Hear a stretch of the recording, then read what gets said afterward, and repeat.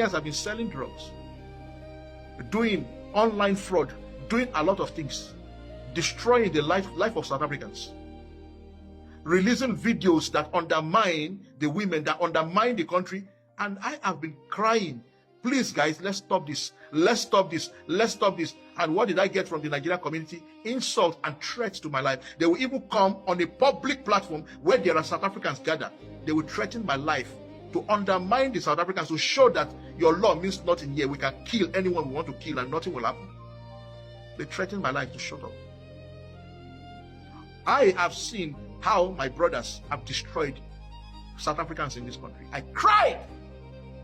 I saw women being fed cocaine, prostitution.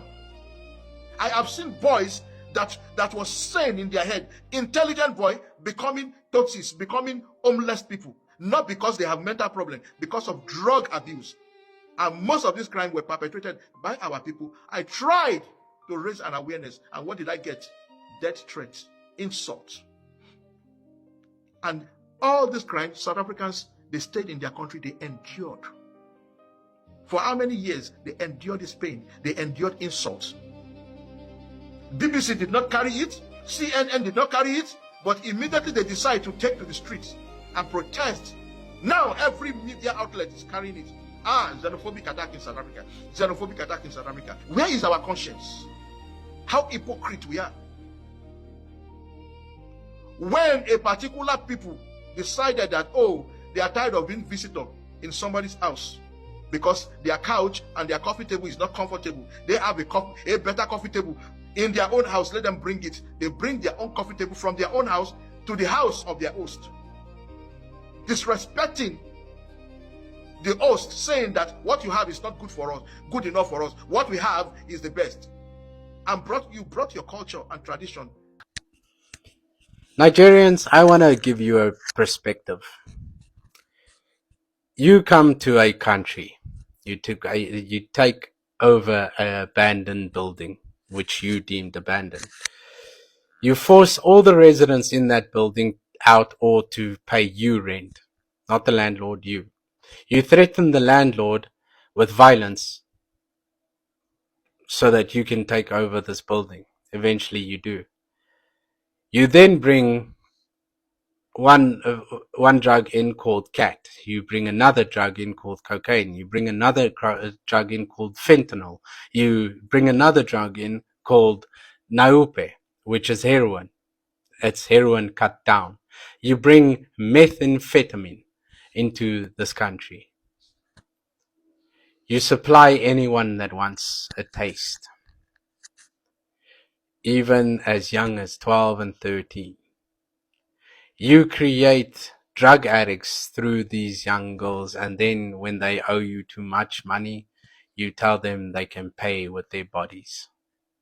I've seen 13-year-old girls standing outside a Nigerian occupied building, selling her body, full of needle holes.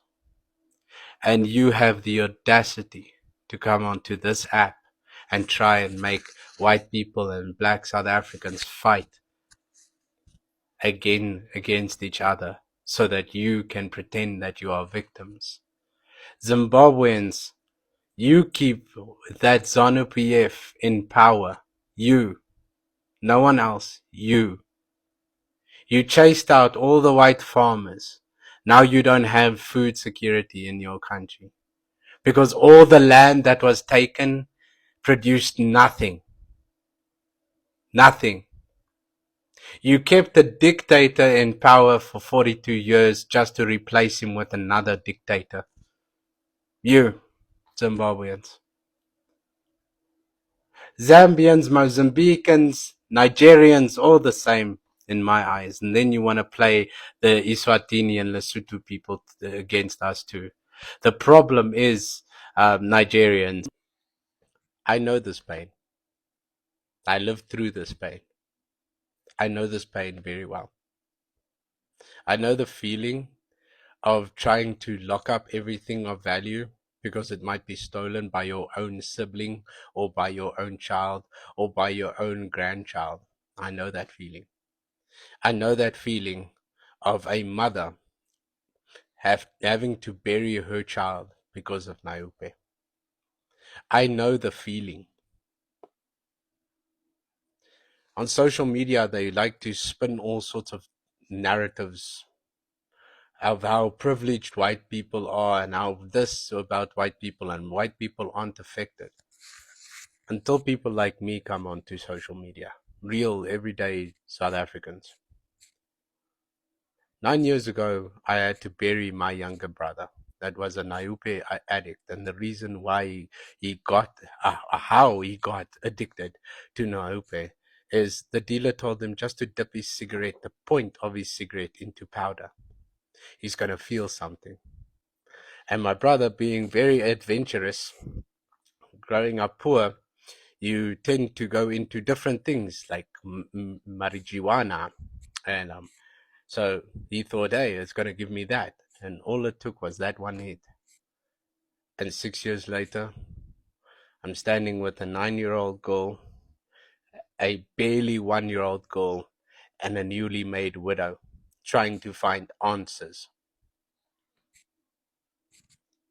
9 years ago, my entire life changed. Flipped on its head. I had to watch my mom bury her son. And then you get people on this platform coming with in defense of these people. Because to them, it's just followers, likes, comments, and shares. But to people like me and you, this is our everyday life. People like Lindy and the other leftists that are trying their utmost best to talk against the March and March movement. They don't understand this pain me and you feel. They don't get it. Nigeria has a hand in South Africa's drug crisis, and this must be addressed honestly. Truth must be told. For decades, drugs like cocaine, heroin, and crack have flooded South African communities. The result has been devastating. Youth addiction, rising crime, broken families, and countless deaths. So many communities have been weakened, not by poverty alone, but by drugs that strip people of their future. Between us and South African citizens who are xenophobia, South Africans are in their house, minding their business. They did not invade your country. You left your country, came to their own country, sell drugs to their children. You have turned their children to junkies. You've turned their fathers to junkies. You turned their mothers to junkies. Even white men, white South Africans are junkies today because of us. Because of the things, the crime that we are committing against them. And you dare open your mouth to tell me that South Africans hate us, they are xenophobic, they are evil? Are you seriously kidding me? You are the one that turned their girls into prostitutes, made them to become drug addicts, destroyed their life. It is your pastors that are dealing in drugs. Who are the biggest supporters of Nigerian church in South Africa? It is South Africans. The same people that are supporting your ministry. You are selling drugs secretly to them, destroying their nation, destroying their environment, in the name of you being a pastor. And you open your mouth to say South Africans are evil. Are you seriously kidding me? You know, I want us to know something.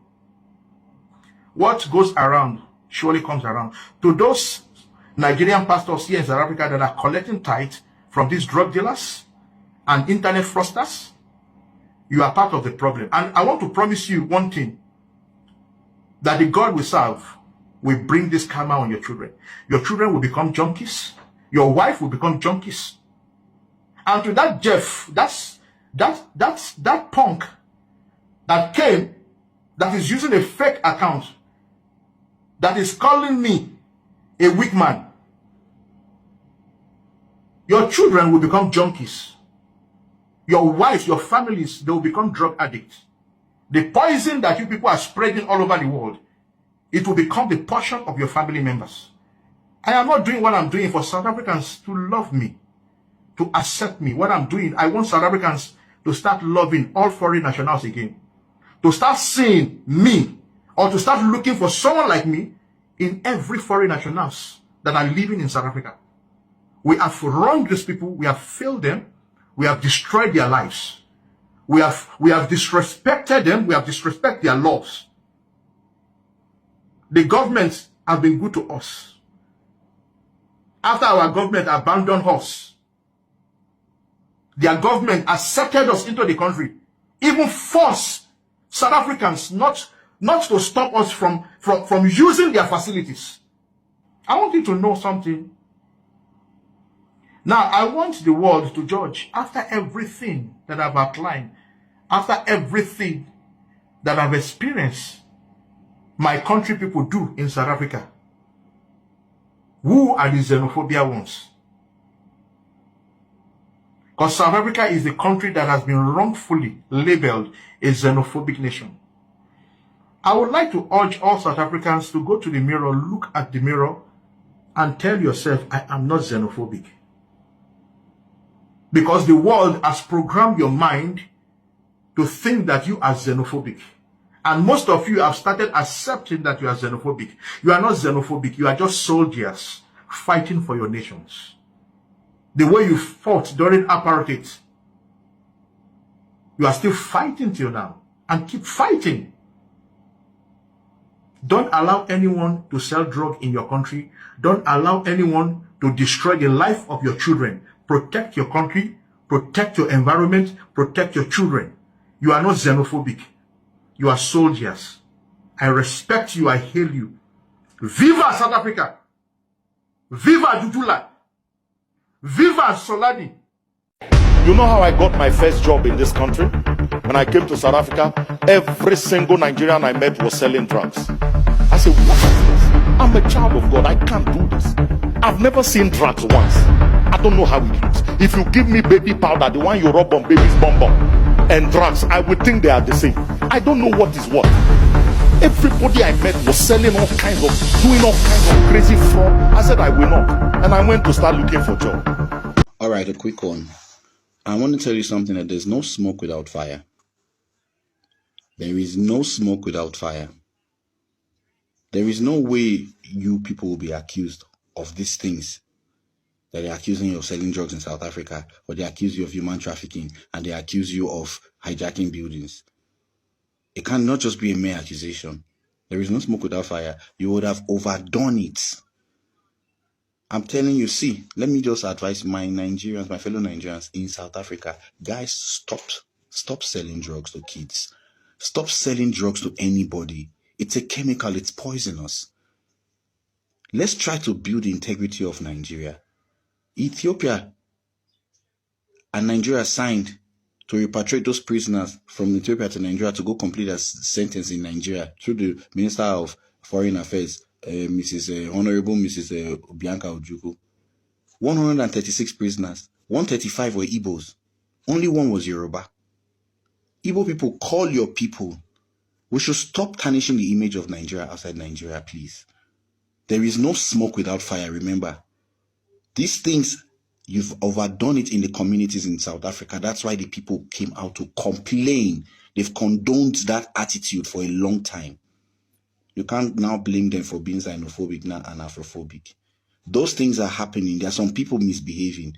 But the concerns that they called you for is not out of hatred. It's out of being fed up.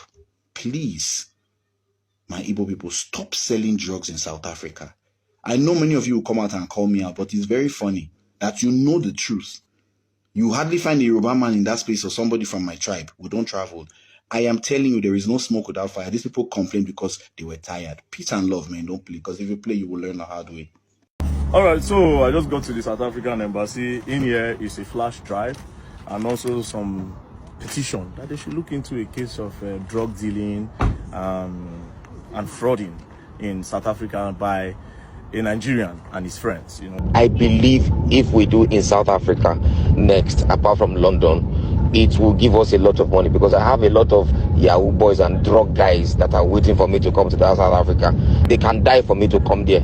So those are the places that we need to get monies that we need to push this thing. So finally, South Africans has been vindicated. This is very dark black man. He is a popular activist in Nigeria. He fights against corruption and injustice in Nigeria. So as you can see in this video, he's walking into South African embassy in Abuja to submit his petition against this Nigerian business guy that we all felt he's into legit business. So he has his proof, he has his evidence. So guys, let's see how it goes.